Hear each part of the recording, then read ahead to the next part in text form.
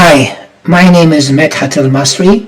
Today we're going to explore Microsoft Foundry Local. We are all aware of Microsoft Foundry, which is on Azure, but this is different. This is bringing Foundry onto your local machine, and the benefits of this is that you can play with small language models on your local machine, and that way you don't incur costs on tokens because everything is done locally. To continue to follow up with this video, you need to have .NET 10 or above, and you need to install Foundry Local. There is a companion article at this GitHub site that you can use as a reference. The first thing you need to do on Windows is to install Foundry Local using winget. So the command would be winget install Microsoft.Foundry Local. So let's get started. I'm going to create a directory which I will just call FL for Foundry Local. And in there, let's find out what version of Foundry Local we have, and that you can do simply by Foundry and then -- version. And in my case, I have version 0.10.2. Another thing we can do is you can obviously ask for help at any time. So you can type Foundry -- help. And these are all the commands that you can execute. Of course, you don't need to memorize anything, because if you're stuck, for example, if I want to find out what commands I have with Foundry Server, I can go Foundry Server and I can do a -- help at this level, and it will tell me all the commands that I can do with Foundry Server. Let us download a model. I'm going to download Qwen 2.5 with this command, Foundry model download Qwen 2.5-0.5b. And at this stage it's going to tell me that this is already installed on my machine. If I want to know what models I have on my machine, I can type in Foundry cache list, and it will tell me that I have two versions of this model. One is the NPU version and the other one is a CPU version. Now my computer just has a CPU, I don't have an NPU. And of course, without an NPU, it's going to be a bit slower. Let's see what else we can do. Suppose I want to remove the NPU version of this thing. So I can go in and say Foundry cache remove Qwen 2.5 -0.5b. Remove this one, and I'm going to say yes. If you go back and look at the list, it removes the NPU version. Now, why did it choose the NPU version and not the CPU version? And that is because the NPU version seems to be the default here.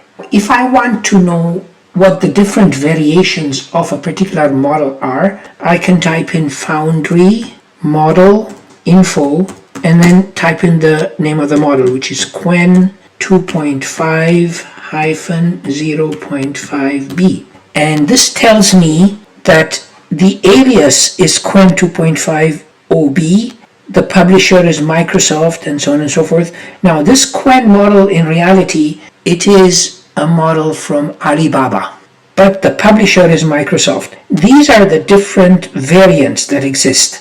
There is the NPU version, the GPU version, and the CPU version. Now on my machine, the one that will work is really the CPU version. The GPU version will also work.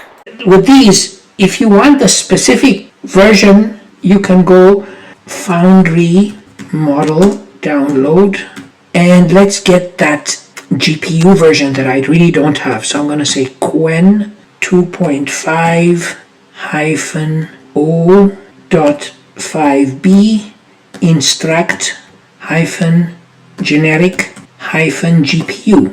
Let me just make sure that it's the right thing. I think it's got the right one, and now it's downloading it. It didn't take time. So now if I go Foundry cache list, I do have two versions. I've got the CPU and the GPU version. Let's remove the CPU version. To do that, I can do Foundry cache remove, and you know what, I'm just going to copy this, put it here, and change this to CPU. That should do it. Are you sure? Yes, and that's gone. So now if I do a list again, I just have the GPU version. Now if I want to download and run a model, I can do this. Let me go back and download and run the CPU model, which is this one here. Remember that I just deleted it, but now I want to download it and run it. So you can do this, Foundry run, and let me paste that, and you see now it's going to download it. At this stage, the model has been downloaded and we're put into a command line interface prompt. I'm going to ask this question. Write a C# console app that converts temperature from C to F, meaning centigrade to Fahrenheit, and also from F to C. So I'm going to copy this and paste it in here and see how quickly it can write for us an app. And you can see, wow, it did it very, very quickly. So it created for us a console application. So all we need to do is copy the code, put it into program.cs and run it. It even tells you how it works. To exit the CLI, all you need to do is type in /exit and you're back to the host machine.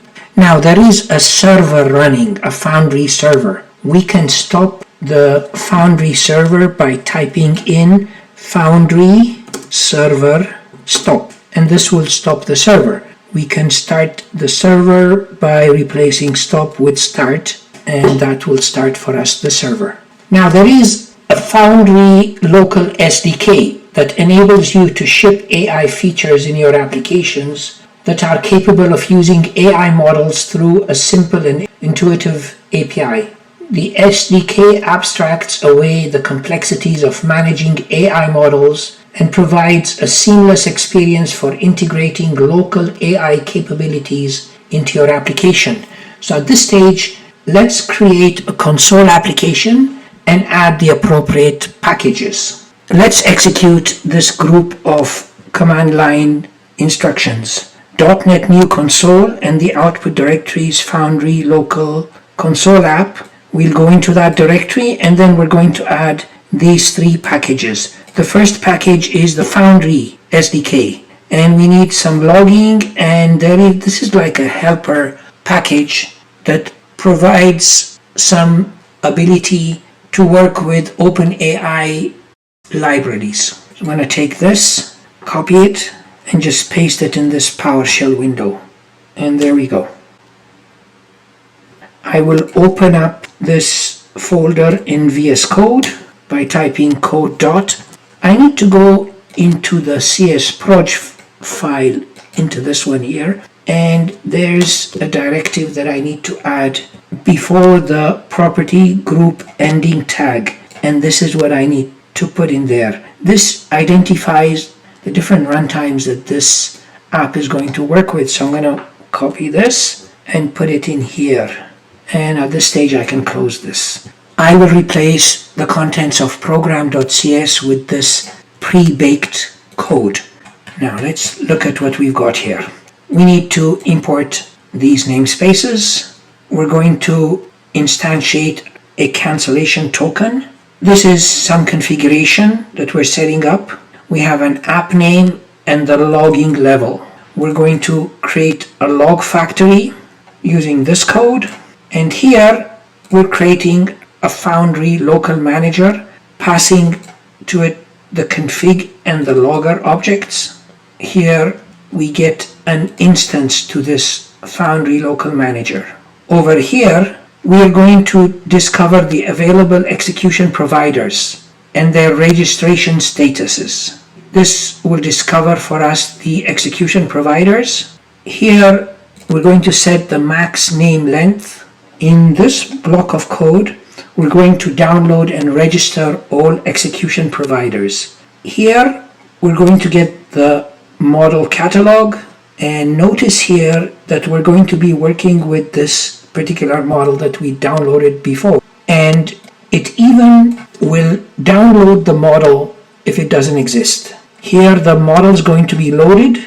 We're going to ask the question, where did coffee come from? So this question will be sent as a prompt to the model and the output will be displayed. So let us run this thing and see what it's going to do. Go back into the command prompt and I can do a .NET run. So you can see here it registers the execution provider and this is the output.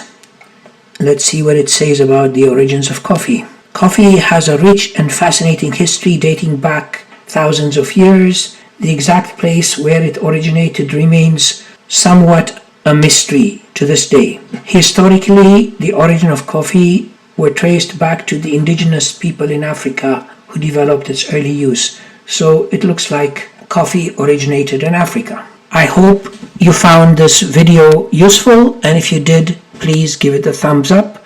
And until we meet in the next video, take care.